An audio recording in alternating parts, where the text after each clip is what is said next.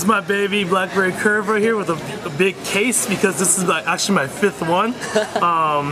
I got it because I'm pretty involved around campus. I'm in leadership positions, so I use it to connect with my emails and also all the social networking tools that I use with it. So. Okay, this is my phone. It's a Google phone. It's the first generation G1 by T-Mobile. I use it to check my email, text. It's got a keyboard and everything. So I mean, the reason I got it was I actually broke my phone and I had to extend my contract. So they're like, oh, we'll give you this phone for like $100. So I was like, cool. And it was like the newest phone. So I was like, why not? It's a Google phone, yeah. Yeah. So I got the BlackBerry Storm. Love this thing. I got it for the emailing as well as, when you have those debates and you can't quite figure out who's right or wrong, you just kind of look it up on the internet real quick and boom, you solve your problem right there. It's an LG Xeon, I think. I don't really use my phone that often, but I do use it to text occasionally and keep in contact with my friends. Absolutely, this iPhone. There's no other way to go. It changed my life. Okay, everything I do, I use this phone for.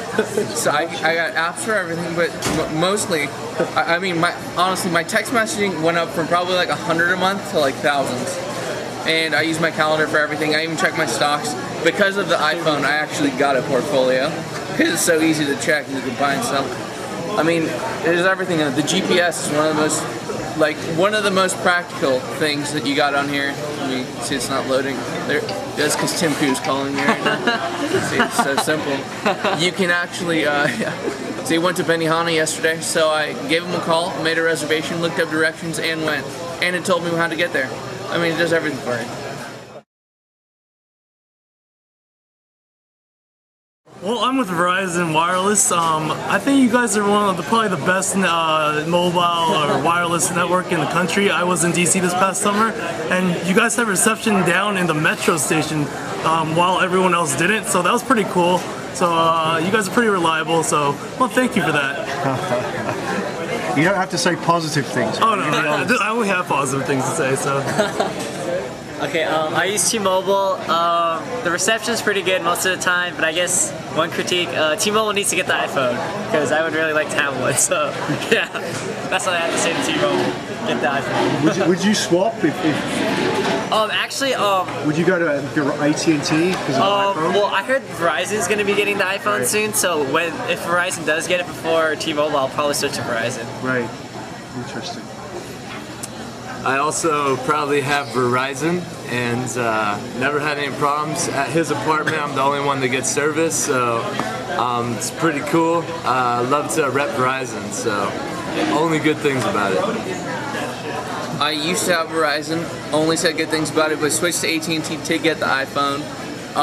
The iPhone is well worth the switch to AT&T, but AT&T's coverage is a little lapsy, especially around here in Irvine.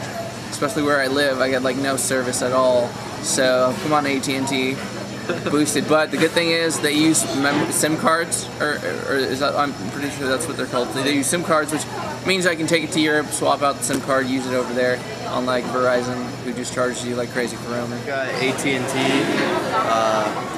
because I don't really care much about my phone. I don't care what phones they carry.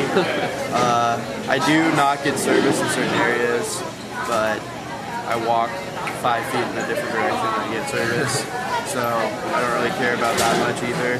I just wish it was cheaper if they're going to give you a lower quality product. Like, if Verizon's paying the same thing and AT&T is paying the same thing, why do I have to pay more for something worse? Just make it cheaper then, it's going to be worse.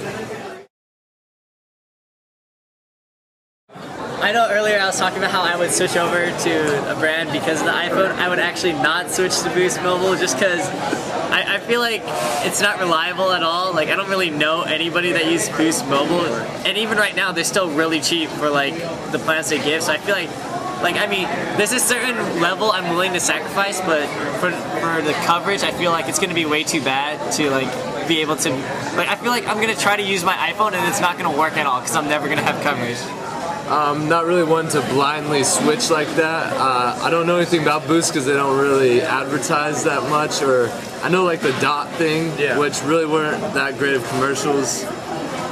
So I wouldn't just switch. I would look into it, see what their coverage is like. But I mean, the iPhone's pretty slick, so it would probably be under consideration by a large mass. Honestly, kind of a little bit contrary to that. I think that I've seen a pretty good amount of advertisements for Boost Mobile, and I would think that because no one has them, that's a good reason for them to lower their prices to attract more customers. So I probably look into that actually, because they may actually have a good service. So I'd have to check it out, but I don't know. But $50 for an unlimited iPhone, it's definitely got potential for me.